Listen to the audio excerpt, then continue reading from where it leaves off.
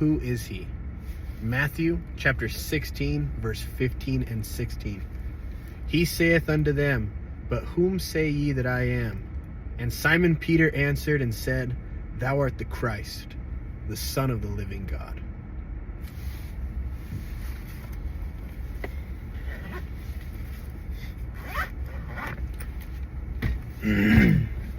Woo! Lights off. Gotta be safe. Wow. Today, this morning, has been a beautiful morning.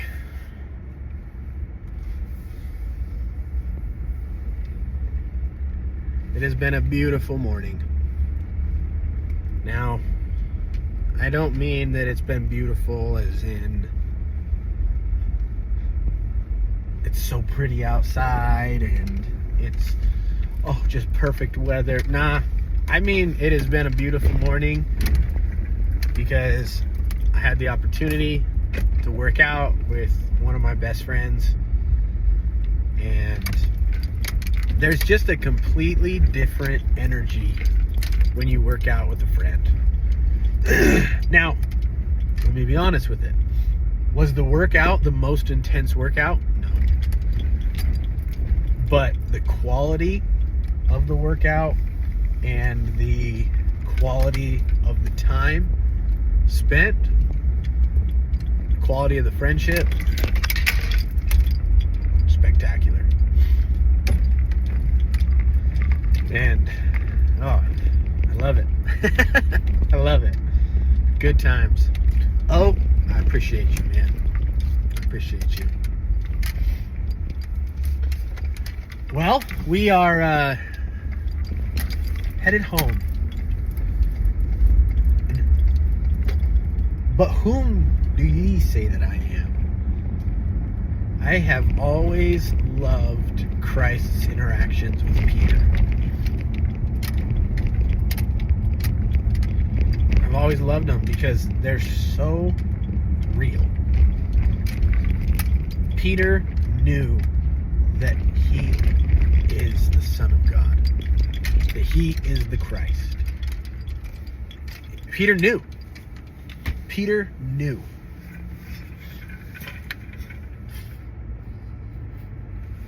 And a lot of people are like, well, then why did Peter deny the Lord 3 times? And nah, man, you don't get it. You don't get it. If you can't get over the fact, hey, we're getting a Baskin Robbins, sweet. Squirrel. If you can't get over the fact that Peter was a human and made a mistake, then you're looking at it wrong. Because Peter loves the Lord. And we see that Peter changed after he made a mistake and became the rock. The next verse is, and thou art Peter, obviously I'm paraphrasing, but thou art Peter, whom I shall build my rock upon, this church. So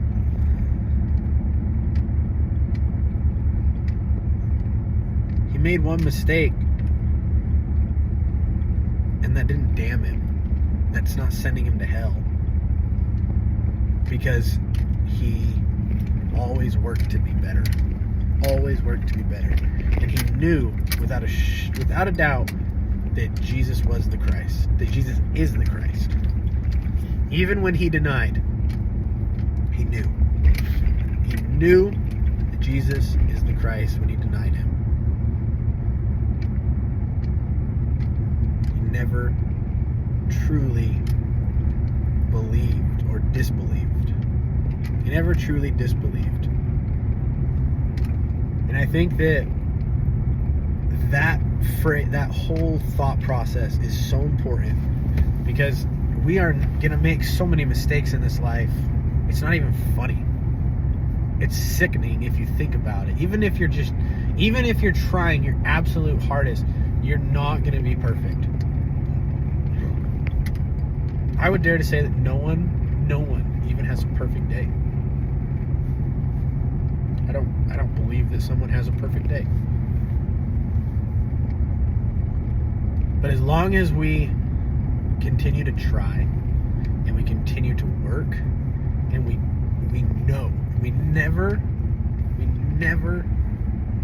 lose the knowledge and the faith that we have that Jesus is the Christ, then you'll be okay. You'll be okay. Now, I'm not saying believe that Jesus is the Christ and go out and sin no matter what and life's going to be okay. No, I'm not saying that. I'm just saying that there's a lot of hope in knowing that Jesus is the Christ. There's a lot of power, a lot of strength in it. And that's what it's all about, right? Getting stronger every single day. Get stronger spiritually, mentally, and physically. Every single day.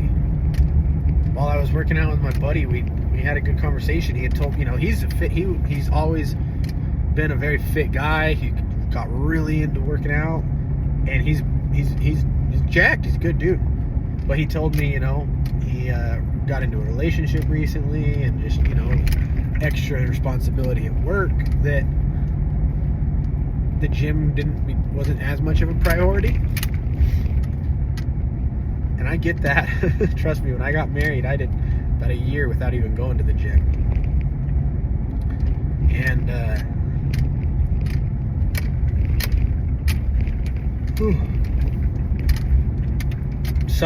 it took someone telling him, not me, it wasn't me, it took someone telling him as a brother, hey, you're getting a little chubby, for him to be like, all right, time to get back at it, So every now and then, yeah, it's good to have a little rebuke. Every now and then it's needed. Because no one's going to have that motivation forever and always. Just straight up, not. So it's good to have people in your life that help you and that push you and that keep you accountable. And Christ, he, out of anybody in this world, he's the one who will keep you the most accountable. So, build your testimony of Jesus Christ. Talk about Jesus Christ. And you plant seeds of faith, and you plant seeds of faith in others as you do that, and you're fulfilling your purpose, which is to love God and to love your neighbors. But don't forget to love yourself.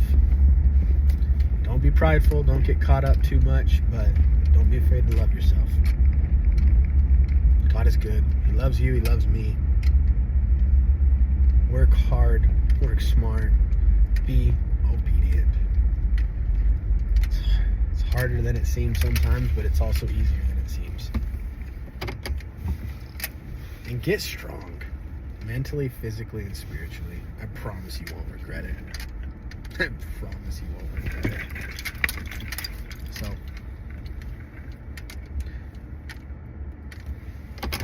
parked. Go lift some weights. Yeah?